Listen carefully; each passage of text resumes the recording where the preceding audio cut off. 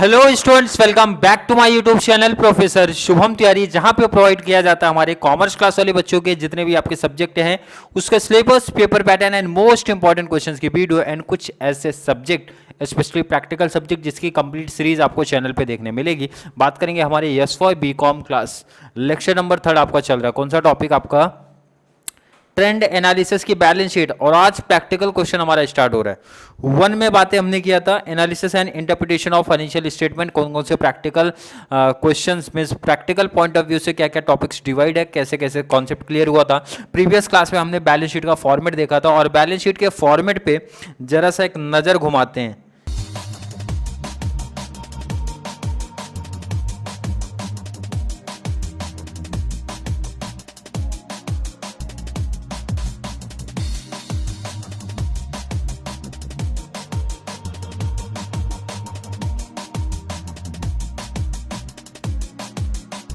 बहुत इंपॉर्टेंट है, नहीं तो समझेगा ही नहीं कॉन्सेप्ट क्या है। जरा नजर घुमा लेते हैं क्या कॉन्सेप्ट पढ़ा था। ध्यान रखना कि ये नीचे ना लिखे, मैंने जस्ट बगल में लिखा कॉन्सेप्ट क्लियर होना चाहिए भाई। अब इतना तो बता दो कि ये उठाओ नीचे शिफ्ट कर दो, हो गया। Vertical income statement, sorry balance sheet का फॉर्मेट। पहला आता है sources of fund. Sources of fund में हमारे दो पार्ट है, दोनों देखो अलग अलग कलर से किया हूं। एक तो हमारा ओनर्स फंड आता है, सेकंड हमारा लोन फंड आता है। ओनर्स फंड आता है, सेकंड हमारा कौन सा आता है? लोन फंड आता है। ओनर्स फंड की जब बात करते हैं तो उसमें हमारा शेयर कैपिटल आता है, रिजर्व एंड सरप्लस आता है and fictitious assets and losses. कुछ बच्चे ने बोला था सर लॉसेस मिसिंग दिख रहे, तो मींस लॉस समझ जाओ ना भाई। सरप्लस हुआ तो प्लस करोगे, लॉस हुआ तो माइनस करोगे, इतना भी इतनी सी बात समझ जाओ। टोटल ओनर्स फंड मिल जाएगा, मतलब ए में कर दो सर बी को प्लस, ए में कर दो बी को प्लस और सी को कर दो माइनस, आंसर आ जाएगा टोटल ओनर्स फंड। बोले तो नंबर 1 लोन की जब बात होती है, डिबेंचर है, लोन है सर। लोन दो type, secured loan, unsecured loan. Loan के बारे में बात होता है, तीनों को प्लस कर दो, तीनों प्लस हो जाएंगे भाई। ए प्लस बी प्लस सी कर दो, मिलेगा टोटल लोन फंड। बोले तो नंबर 2 1 + 2 का टोटल जो लाइन दिख रही है ना बेटा आपको, लाइन ये जो दिख रही है दोनों को प्लस करो, मिलेगा कैपिटल एम्प्लॉयड। बोले तो टोटल फंड अवेलेबल के बारे में बात हो रही है। क्लियर कॉन्सेप्ट है? आई होप बच्चों का क्लियर कॉन्सेप्ट है। जब हम बातें करने वाले हैं एप्लीकेशन ऑफ फंड की, 3 पार्ट में डिवाइड है। जैसे आप ध्यान में रखना है कि भाई सोर्सेस ऑफ फंड हमारे 2 पार्ट हैं, वैसे आपको ध्यान में रखना है कि एप्लीकेशन ऑफ फंड में 3 पार्ट हमारे निकल के आते हैं, जिसमें से पहला फिक्स एसेट है, सेकंड इन्वेस्टमेंट है, थर्ड वर्किंग कैपिटल है। उसके अंडर भी है बट 3 हेडिंग हमारी मेन निकल के आती है। जब फिक्स एसेट पढ़ते हैं तो फिक्स एसेट में हमारे 2 टाइप निकल के आते हैं सर, टेंजिबल है, इनटेंजिबल एसेट है। दोनों को प्लस करूंगा, ए प्लस बी कर दूंगा, मैं टेंजिबल प्लस इनटेंजिबल, बोले तो टोटल फिक्स एसेट। बोले तो नंबर 1 एक नंबर टोटल मिलेगा। इन्वेस्टमेंट में मैंने बताया था शायद ही रेयर केस में आपको देखने मिले, तो बहुत टाइम पे ऐसा होगा लिखा जाएगा, दिया होगा तो लिख देना, नहीं दिया होगा हटा देना, कोई दिक्कत नहीं है। वर्किंग कैपिटल ये तो दिया ही होगा। वर्किंग कैपिटल का फॉर्मेट है current asset minus current liability. बच्चे बोलेंगे प्रीवियस क्लास जो देख के आए हैं सर, करंट एसेट के अंदर quick asset and quick liabilities भी तो था, कोई दिक्कत नहीं, लिख देता तो फॉर्मेट नहीं थोड़ा नीचे शिफ्ट हो जाता। समझदार बच्चे हो समझ जाओ, क्विक एसेट आता है, क्विक लायबिलिटीज भी आ सकता है। फिलहाल अभी बेसिक सम से स्टार्ट करेंगे तो कोई दिक्कत नहीं, वैसे लेवल नहीं देखने मिलेंगे। करंट लायबिलिटीज में भी 2 part, quick and non quick. अभी के आने वाले 2 एग्जांपल्स में तो बिल्कुल नहीं देखने मिलेंगे। मिलेगा total working capital third means 1 2 3 तीनों को प्लस करो, कैपिटल एम्प्लॉयड मिलेगा। अगर ये कैपिटल एम्प्लॉयड टैली हो जाएगा इस कैपिटल एम्प्लॉयड को, तो इसका मतलब आपका सम राइट है। लेकिन अगर टैली नहीं हुआ तो क्या करोगे? क्या करते? टैली नहीं होता तो क्या करेंगे सर? क्या करना है? कुछ नहीं करना है, नंबर कैंसिल होने वाले आपके, और कोई कुछ नहीं होने वाला है, नंबर कैंसिल हो जाएगा। चलिए बात करेंगे, एक सम पिक किया गया, सम को थोड़ा साइड कर दें। चलिए आ जाओ बाहर, जरा आप बाहर आइए जरा, पहले सम पे एक नज़र डालते हैं, बाद में बात करेंगे क्या कॉन्सेप्ट है, कैसे करना है, क्या क्या चीज़ें निकल के आती है। सर सम देखो कितना सिंपल सा दिया भाई, बैलेंस शीट का डिटेल है, 3 ईयर का है, 3 ईयर का है सर, 2012 का है, 13 का है, 14 का है, कोई दिक्कत नहीं। 3 ईयर का दे दो, 4 ईयर का दे दो, 5 ईयर का दे दो, कोई दिक्कत नहीं, कैसे भी देने दो। कॉन्सेप्ट है कि भाई फॉर्मेट में फिट करो इनको और आंसर निकालो। क्या है? असेट्स में देखो इधर फॉर्मेट इसीलिए बोला था, समझना बहुत जरूरी है। फिक्स असेट लिखा है, ना टेंजिबल लिखा है ना इनटेंजिबल लिखा है ना उसके अंदर की डिटेल है, plant and machine, furniture, goodwill, patent, trademark, copyright, debtors वगैरह कुछ ऐसा मेंशन तो है नहीं सर, आसान हो गया हमारे लिए। फिक्स एसेट में सीधा अमाउंट पुट अप कर दूंगा, इन्वेस्टमेंट डायरेक्टली दिया तो डायरेक्टली लिख देना, करंट एसेट भी दिया, करंट एसेट के अंदर क्विक नॉन क्विक तो छोड़ो, कोई एग्जांपल ही नहीं दिया, सीधा करंट एसेट लिखा। देखो कितना सिंपल टॉपिक निकल के आता है, सब जगह अपने फॉर्मेट में फिट होंगे। शेयर कैपिटल कहां दिखेगा सर, ओनर्स फंड के पहले पार्ट में, अगर जरा सा भी ध्यान होगा तो समझा होगा। डिबेंचर कहाँ दिखेगा सर, लोन फंड के पार्ट में। अब यहाँ आपको लिखने की रिक्वायरमेंट भी वैसे मैं बोलूंगा नहीं है, क्यों नहीं, क्योंकि एक ही एक एग्जांपल दिया है, तो क्यों प्रॉपर फॉर्मेट लिखोगे आप। एंड लायबिलिटीज फॉर एक्सपेंसेस बोले तो क्या है सर, ये करंट लायबिलिटी है, और करंट लायबिलिटी कहाँ जाती है सर, वर्किंग कैपिटल जब निकालते हो, current asset minus current liability आ जाता है आंसर। तो चलिए देखते हैं, सम को फॉर्मेट में पुट अप कर देते हैं और बताते हैं prepare trend balance sheet in vertical form. कोई दिक्कत नहीं है, सम आपने पढ़ लिया, अमाउंट तो देखो कोई दिक्कत नहीं, बता दूंगा क्या क्या चीज़ें। इसको करते थोड़ा छोटा, भाई ज़्यादा बड़ा कर दूंगा तो सोल्यूशन कहाँ करूँगा, इतने बड़े क्वेश्चंस की रिक्वायरमेंट नहीं है, और क्वेश्चन को मैं ना नीचे कर देता हूँ, अमाउंट पढ़ेंगे वहाँ से, कोई दिक्कत नहीं है। अब ध्यान देना जरा, आप लोग ध्यान दीजिए इधर पे, क्लियर है। कौन सा 2012, 13 एंड 14, ये तो यहाँ लिख देना ईयर, ईयर वन टाइम लिखना और ये लाइन मत करना, क्लियर है कि नहीं। यहाँ पे आप लिखना ट्रेंड, ट्रेंड वो भी ध्यान रखना, ट्रेंड परसेंटेज में, जितने ईयर रहेंगे उतने ईयर का ये भी बनेगा। कैसे होता है, क्यों होता है, क्या कॉन्सेप्ट है, थोड़ी इन्फॉर्मेशन जानेंगे, बाकी इसका शॉर्ट नोट्स जब प्रिपेयर करा के मीन्स बताया जाएगा वहाँ क्लियर करेंगे कॉन्सेप्ट। तो बात करेंगे सर, पहला आता है हमारा सोर्सेस ऑफ फंड, एक एक चीज़ पढ़ो, देखो इधर सोर्सेस ऑफ फंड आता है कि नहीं आता सर, बिल्कुल आता है, पहला तो यही कॉन्सेप्ट ही है हमारा, सोर्सेस ऑफ फंड। भाई पहला हेडिंग कर देना आप, और इसको कर दो अंडरलाइन, सोर्सेस ऑफ फंड को। इसमें याद दिलाइए जरा कौन सा था, owner's fund. But sir owner's fund इतना डिटेल क्यों लिखोगे जब आपको शेयर कैपिटल क्वेश्चन मेंशन कर रहे हैं, शेयर कैपिटल। चलो क्वेश्चन को जरा ऊपर ले लो तब समझेगा आपको, सॉरी।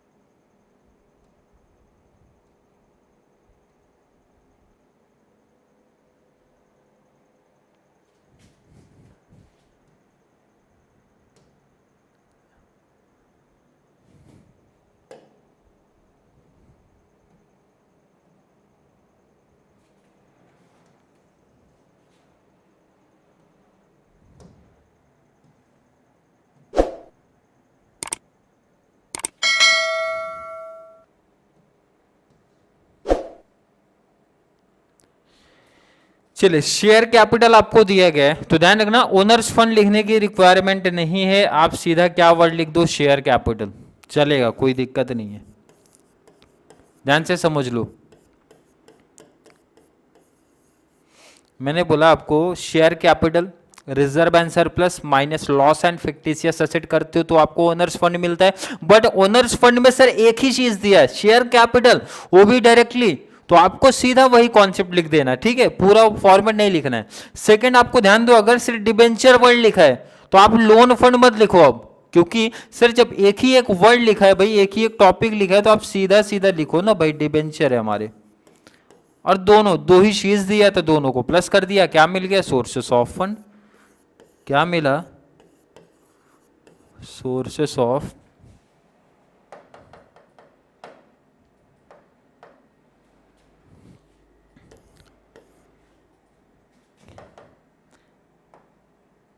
कैपिटल एम्प्लॉयड, क्या वर्ड लिखना है, कैपिटल एम्प्लॉयड। फॉर्मेट समझ लेते हैं, वैल्यू पुट अप करने में कितना टाइम लगेगा।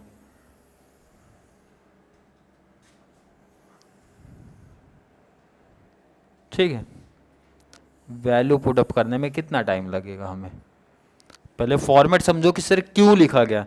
अब बच्चों को देखो इधर थोड़ा डाउट तो जरूर होगा सर, थोड़ा डाउट तो उनको जरूर आया होगा कि सर शेयर कैपिटल आपने तो फॉर्मेट सिखाया था, sources of fund, sources of fund में पहला ओनर्स फंड, ओनर्स फंड में 3, तो मैंने बोला जब ओनर्स फंड में एक ही कॉन्सेप्ट आपको दिया तो एक कॉन्सेप्ट आप लिख सकते हो सीधा। क्लियर है कि नहीं? आई होप बच्चों को समझा मैंने क्या बोला। लोन फंड में हमारे पास 3 चीजें हैं सर, डिबेंचर भी है, लोन भी सिक्योर्ड है, अनसिक्योर्ड है, बट डिबेंचर डायरेक्टली दिया तो आप डायरेक्टली लिख सकते हो, एक कॉन्सेप्ट अगर है तो डायरेक्टली लिख दो।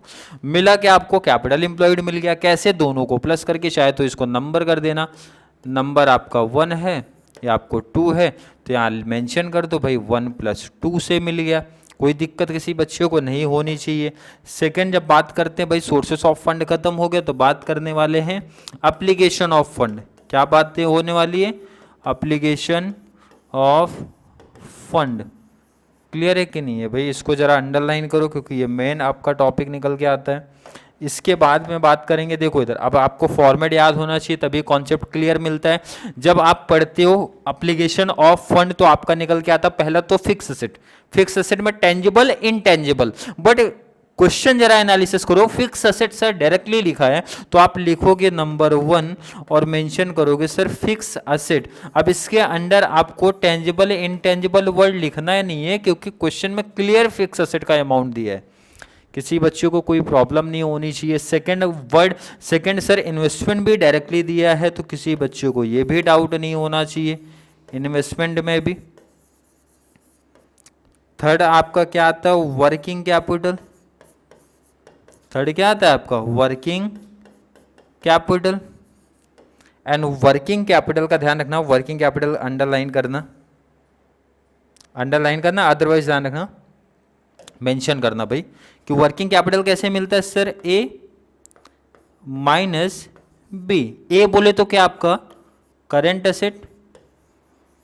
अब बच्चों को फिर से जरा डाउट आया कि सर करेंट एसेट के अंदर तो क्विक एंड नॉन क्विक भी तो आता है, बट आपको जब क्वेश्चन में क्लियर करेंट एसेट लिखा है तो भाई लिख दो। अगर आपको क्रेडिटर्स दिया होता, आउटस्टैंडिंग दिया होता, इस तरीके के वर्ड्स दिए होते तो ध्यान रखना तब लिखना पड़ता, बट करंट एसेट क्लियर बोला है। करंट लायबिलिटीज में sir liabilities for expenses word लिखा है तो आप लिखो ना इधर पे क्या वर्ड लिखा है आपको?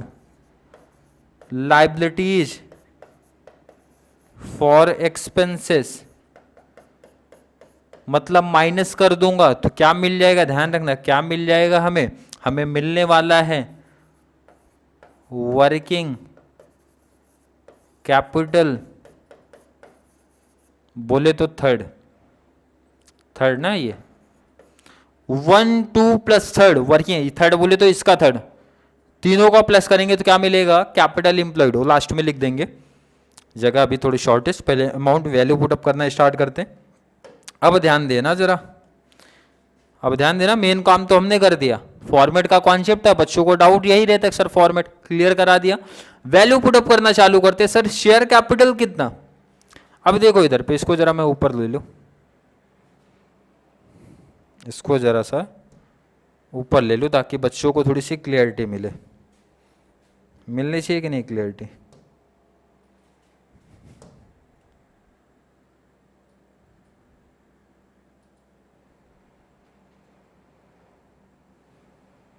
आई होप बच्चों को थोड़ी सी क्लियरिटी दिख रही होगी।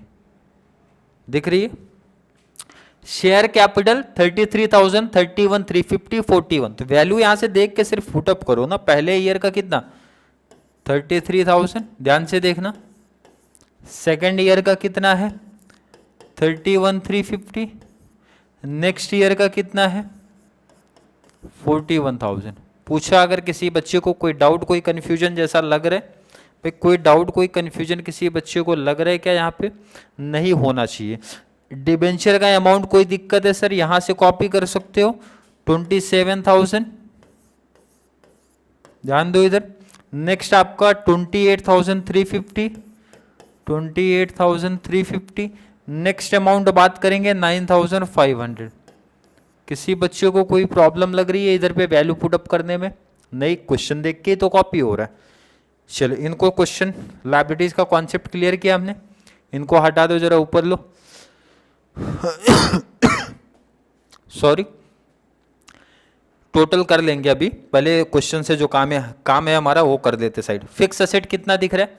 फिक्स असेट पे नज़र घुमाइए, पहला 30,000 फिक्स असेट पे मैंने लिखा 30,000।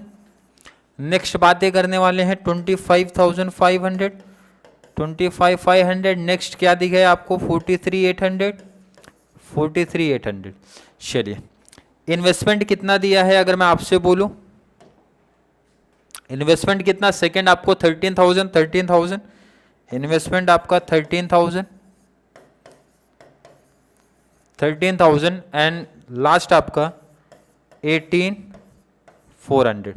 क्लियर? कोई बच्चों को डाउट नहीं होना चाहिए। वर्किंग कैपिटल में करंट एसेट आपको यहां पे क्लियर दिख रहा है 27,000। आप यहां लिखो इधर 27। नेक्स्ट ईयर का कितना? 33,200, 33,200। नेक्स्ट ईयर का कितना आपका? 18,900। अब यहां लिखो 18,900। माइनस करना है आपको लायबिलिटीज फॉर एक्सपेंसेस। कितना कितना यहां पे देखो दिया 10, 12, 10,000। ये ध्यान रखना, माइनस करना तो ब्रैकेट में आपको लेना है। नेक्स्ट आपको कितना? 33, सॉरी यहां पे 12,000। कितना? 12,000। कोई दिक्कत नहीं। लास्ट आपका 3600। क्लियर है? चलिए, इसकी कोई रिक्वायरमेंट अब क्वेश्चन के नहीं है, क्वेश्चन की कोई रिक्वायरमेंट अब नहीं है। नहीं है तो मैं बोलता हूँ क्वेश्चन साइड करो, क्वेश्चन की कोई ज़रूरत नहीं है, क्वेश्चन हटा दो, क्वेश्चन को साइड करिए। क्लियर है? आई होप बच्चों को क्लियरिटी मिली होगी। चलिए, कैल्सी का यूज़ करना बाकी है, कैल्सी उठाना है अब हमें।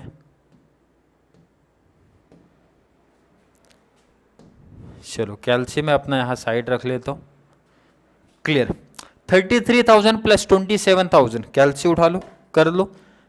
3 2 5 5 1 6 60,000।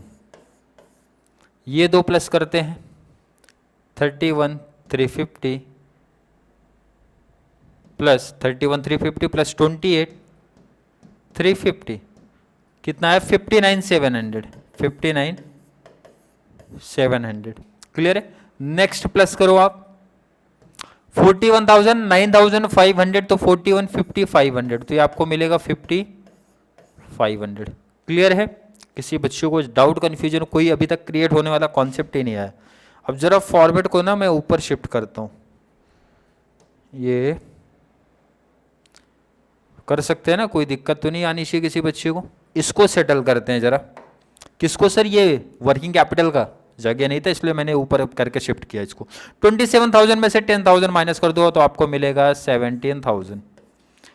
33,200 में से 12,000 माइनस करूंगा तो 21,200 आएगा। नेक्स्ट आपको यहां इंपॉर्टेंट है, ये देखो, ये आई थिंक राइट है, 203 राइट है।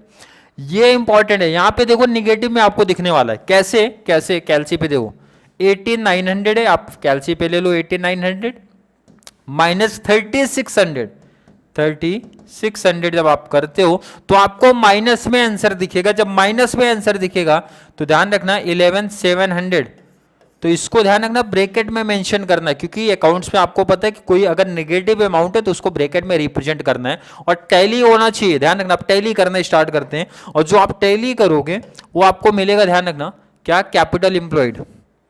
क्या मिलने वाला है? ध्यान रखना, कैपिटल एम्प्लॉयड। और दोनों कैपिटल एम्प्लॉयड हमारे टैली होने चाहिए ना भाई, ये जितना उतना ये भी आना चाहिए आपका। मैं लाइन थोड़ा सा ड्रॉ कर देता हूं ताकि अच्छा दिखे।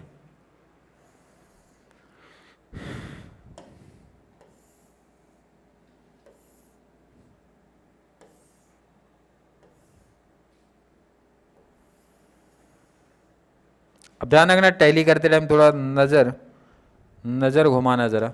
क्या चीज? देखो यहाँ पे 30,000, इसको कैंसिल करो।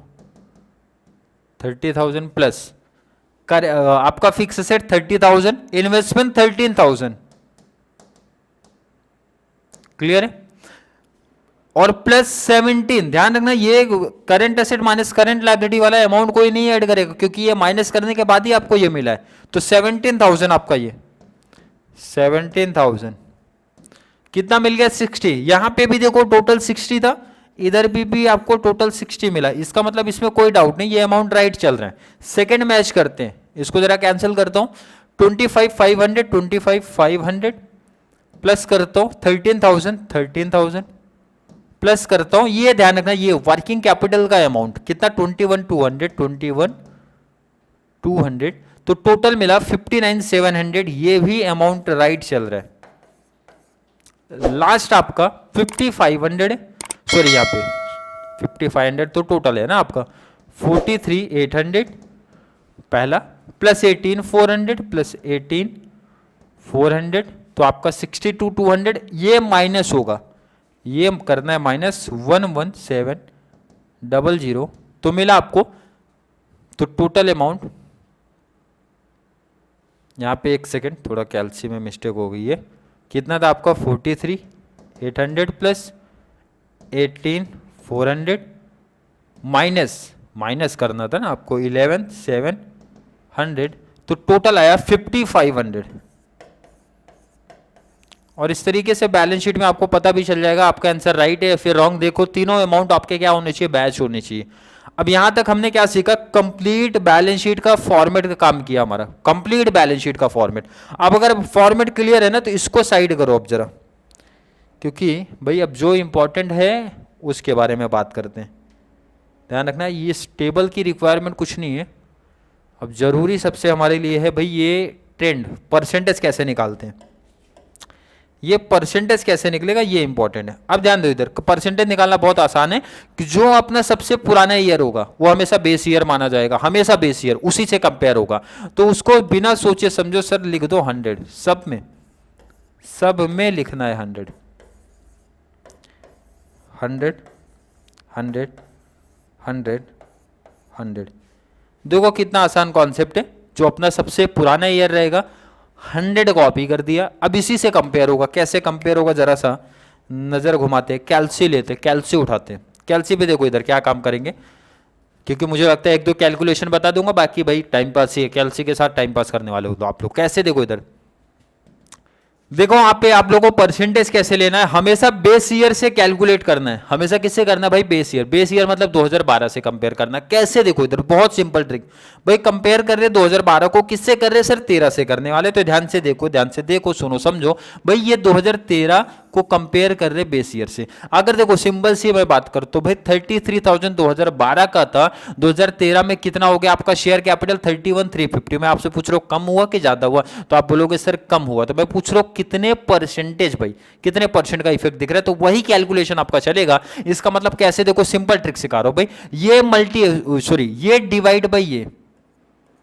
मतलब 31, इस अमाउंट को डिवाइड करना, इससे मल्टीप्लाई करना 100 क्यों, क्योंकि परसेंटेज में बातें हमारी होने वाली है। देखो इधर क्या काउंट करते हैं यहाँ पे, कितना 31,350। ध्यान रखना 31,350 मैंने बोला डिवाइड कर दूं, डिवाइड किया कितने से 33,000 से, कितना मिला 0.95, सबको मिला होगा, आई होप मिला होगा। मल्टीप्लाई मैंने बोला 100 कर दो, कितना मिला 95% मिला। सबको मिला कि नहीं मिला, सबको मिला कि नहीं मिला, आई होप मिला होगा। कितना आसान, देखो इधर फिर से वही कॉन्सेप्ट सर, ये अमाउंट डिवाइड बाई ये 28,350, कैल से उठा लो 28,350 कर दो। बहुत सारे बच्चे पहले मल्टीप्लाई 100 करते बाद में वो करते, कैसा भी आप कर सकते हो जैसा कंफर्टेबल फील होता है आपको। डिवाइड बाई कर दो 27,000 तो आपको मिल रहा है 1.05, तो मल्टीप्लाई 100 किया तो 105 मिला। आई होप हर एक बच्चे को मिला। देखो कॉन्सेप्ट कितना सिंपल है भाई, इस अमाउंट को डिवाइड करना है इतने से, मल्टीप्लाई करना है 100 से। फिर से एक कैलकुलेशन आपको करके दिखाता हूं, 59,700 डिवाइड बाई किया आपने कितना 60,000 डिवाइड बाई 60,000 तो आपको मिला 0.995, मल्टीप्लाई कर दो, मल्टीप्लाई 100 किया तो आपको मिला 99.5, तो लिख दो इधर पे 99.5। ध्यान रखना पॉइंट में आएगा तो भी लिखना पड़ेगा आपको चीज। चलिए फिर से करते हैं, एक और कॉन्सेप्ट क्लियर होगा बच्चों को। 25,500 तो मैंने बोला कोई दिक्कत नहीं है, 25,500 कैल्सी का यूज प्रॉपर करना, ध्यान रखना, अदरवाइज कैलकुलेशन में मिस्टेक दिखेगा आपको। डिवाइड बाय 30,000 कर दो, डिवाइड बाय 30,000 किया, कितना आ रहा है 0.85 आ रहा है। आई होप हर एक बच्चे का आ रहा है, तो मल्टीप्लाई 100 कर दो ना उसको जरा आप, 85 मिलेगा। मल्टीप्लाई 100 करोगे कितना मिलने वाला है 85। आगे बात करते हैं जरा सा, सब में डिवाइड ही चल रहा है, देखो इधर 13,000 डिवाइड बाय 13,000 करोगे 1 आएगा, 100 से मल्टीप्लाई किया तो 100 आएगा। ये तो वैसे भी आंसर मिल गया। चलो नेक्स्ट बातें करने वाले हम लोग 33,200 कैलसी का यूज 33,200 मैंने बोला डिवाइड बाई कर दो कितना से 27,000 आ गया कितना आपको 1.22 मल्टीप्लाई कर दो 100 कितना आंसर मिला 122.96। ध्यान रखना 122.96 आगे भी आ रहा है 9629 तो आपको ध्यान रखना 2 डिजिट तक ही चलना है 962 थर्ड अपना 2 है तो भाई इंक्रीमेंट तो होगा नहीं, इसका कॉन्सेप्ट तो क्लियर होगा आपको पहले से ही। नेक्स्ट बात करते हैं जरा 12,000 कंपेयर होगा 10,000 से 12,000 डिवाइड बाई 10,000 क्लियर है कितना आ रहा है 1.2 मल्टीप्लाई कर दो 100 कितना मिला 120 तो आप लिखो यहाँ पे 120। आई होप हर एक बच्चे को समझ में आ रहा होगा क्या करना है, क्लियर है कि नहीं। तो चलिए आगे भी कंपेयर करते हैं 21 कितना दिया 21,200 डिवाइड बाई कर दो 17,000 आया कितना 1.24 समथिंग आ रहा है तो मल्टीप्लाई पहले 100 करो और बताओ कितना 124.70 705 तो आपको क्या करना है राउंड फिगर 71 ध्यान रखना 705 थर्ड नंबर 5 या 5 से ज्यादा है तो एक बगल वाले को एक बड़ा हो 0 है तो 1 कर दो कोई दिक्कत नहीं होनी चाहिए। लास्ट आपका 59,700 डिवाइड बाई कितना 60,000 इसका आंसर तो मुझे पहले से ही पता है बट कैलकुलेशन करना पड़ेगा, दिखा देते आपको 99.5। मैंने बोला क्यों पता है आपको, ये देखो ये टोटल ही तो है भाई आपका, ये सेम ही रहेगा ना, ये क्यों चेंज होगा, ये तो सेम होने वाला है। अब बच्चों का डाउट सर कि थर्ड ईयर का कैसे कंपेयर किसके साथ करने वाले, फिर से वही बातें बोलने वाली भाई बेस ईयर से कंपेयर होता ना। अब ये देखो ये इनको डिवाइड भाई इससे फिर से दूसरा ट्रिक भी कर सकते हो भाई, ये इसका भी यूज कर सकते हो बट मुझे लगता है कंफ्यूजन वाला कॉन्सेप्ट मत पालो। सिंपल सा ये amount divide by base multiply 100 फिर से अमाउंट, तो एक दो कैलकुलेशन करेंगे बाकी आप लोग को प्रैक्टिस कर लेना। चलो 41,000 कैलसी पे दिखा देता हूँ 41,000 डिवाइड बाई कर दो 33,000 डिवाइड बाई 33,000 किया तो आ रहा है 1.24 समथिंग आ रहा है, इस तरीके से मल्टीप्लाई 100 कर दो तो फाइनल आंसर 124.24 तो लिख दो यहाँ पे 124.2424 आ रहा है तो 24 ही माना जाएगा। फिर से 9,500 डिवाइड बाई 9,500 डिवाइड बाई कर दो 27,000 मैंने बोला जो आंसर आया 0.35 मल्टीप्लाई 100 का कॉन्सेप्ट 35.185 क्या मिल रहा है देखो इधर 35.185 तो इसको 18 की जगह क्या करना पड़ेगा आपको 19 लेना पड़ेगा। क्लियर कॉन्सेप्ट है, ध्यान रखना परसेंटेज निकालना बहुत आसान है। किस तरीके से सीखते हैं हम लोग कि सिंपल है बेस ईयर जो सबसे पुराना साल है वो बेस ईयर लेना और उसी के बेस पे कंपेयर करना है। अब आगे का कॉन्सेप्ट आप लोग को ट्राई कर लेना है, कैसे समझ में आया होगा आई होप बच्चे को। भाई ये जो आपका अमाउंट है डिवाइड बाई इतना मल्टीप्लाई 100, बहुत सारे बच्चे उल्टा करते भाई पहले मल्टीप्लाई करते बाद में डिवाइड करते, बात तो वही है आंसर आपका वही आने वाला है। चाहे आप मल्टीप्लाई पहले कर लो डिवाइड बाद में करो, डिवाइड पहले कर लो मल्टीप्लाई बाद में करो। कॉन्सेप्ट क्लियर है आई होप हर एक बच्चे का क्लियर है। ये हो गया आपका होमवर्क, ये करने का आप लोग क्लियर है कि नहीं है, क्योंकि कॉन्सेप्ट क्लियर करा दिया हूं आई होप समझ में आया होगा। अब सर कुछ बच्चों को थोड़ा सा हिंट दे दूं कि भाई इससे क्या पता चल रहा है, इससे ये पता चल रहा है भाई 2012 से अगर मैं कंपेयर करता हूं तो कोई भी ये देख के बता सकता है कि भाई कितने का इंक्रीमेंट हो रहा है, कितने का इंक्रीज हो रहा है या फिर डिक्रीज हो रहा है। जैसे शेयर कैपिटल में सेकेंड ईयर सर 5% कितना हो रहा है सर डिक्रीज हुआ, 100 से 95 बोले तो डिक्रीज हुआ, बट सर डिबेंचर में इंक्रीमेंट हो रहा है 100 से 105 हुआ तो बोले तो 5% का इंक्रीमेंट देखने मिला। जरा सा इनके टोटल पे नजर घुमाओ तो 0.5 का डिफरेंस आपको दिख रहा है, डिक्रीज जा रहा है आपका, बट ऐसे ही कंपेयर यहां से कर सकते हो। क्लियर है कि नहीं, समझ में आ रहा है कि नहीं आ रहा है। आई होप बच्चों का कॉन्सेप्ट क्लियर है। फिर भी किसी बच्चों को थोड़ा सा भी डाउट कंफ्यूजन अगर क्रिएट होता है तो जल्दी से नीचे कमेंट में ऐड करो, या फिर कॉन्सेप्ट क्लियर है वीडियो थोड़ी सी भी हेल्पफुल लग रही है तो वीडियो को लाइक करना है, अच्छे अच्छे कमेंट ऐड करो, जितना ज़्यादा पॉसिबल हो सके। चैनल का लिंक हमारे कॉमर्स शिक्षण वाले बच्चों को जरूर शेयर करें, ताकि उनको भी इस चैनल के थ्रू बहुत बड़ा और मीन्स बेनिफिट मिलना चाहिए। क्लियर है कि नहीं? तो चलिए मिलेंगे नेक्स्ट क्लास में, जहाँ पे हम लोग बात करने वाले हैं इसी तरीके के और प्रैक्टिकल क्वेश्चंस के बारे में। तब तक के लिए थैंक यू सो मच। जैसा मैंने बताया था, अगर किसी बच्चे को फॉर्मेट में कोई दिक्कत आ रही है कि सर शेयर कैपिटल में वो चीज़ क्यों आ रही है, इसके पीछे का लॉजिक क्या है या फिर क्या चीज़ होती है, जरूर कमेंट करना, तो उसके लिए शॉर्ट्स वीडियो अलग रहेगी। नहीं तो कुछ बच्चे जरूर बोलेंगे सर आपने फॉर्मेट को रटाया है, समझाया नहीं। आप SY क्लास के बच्चे हो, SY BCom क्लास के हो, तो मुझे लगता है बेसिक इतनी चीज़ें तो पता होंगी। सर टेंजिबल एसेट हमारी क्या होती है, क्यों आती है, इनटेंजिबल क्यों है, क्यों आती है वो चीज़, इनटेंजिबल एसेट्स क्या होता है, क्यों आती है वहाँ पे, फिक्टिशियस एसेट क्यों है, कौन कौन से एग्जाम्पल्स हैं। आई होप समझा होगा, बट नहीं समझता कोई दिक्कत नहीं, कोई प्रॉब्लम नहीं, नीचे ऐड कर सकते हो, उसके ऊपर मैं शॉर्ट्स वीडियो जरूर लेके आऊँगा। क्लियर? आई होप बच्चों के कॉन्सेप्ट क्लियर हैं। तो चलिए मिलेंगे नेक्स्ट क्लास में, जहाँ पे हम लोग बातें करने वाले हैं और प्रैक्टिकल क्वेश्चंस के बारे में। तब तक के लिए थैंक यू सो मच।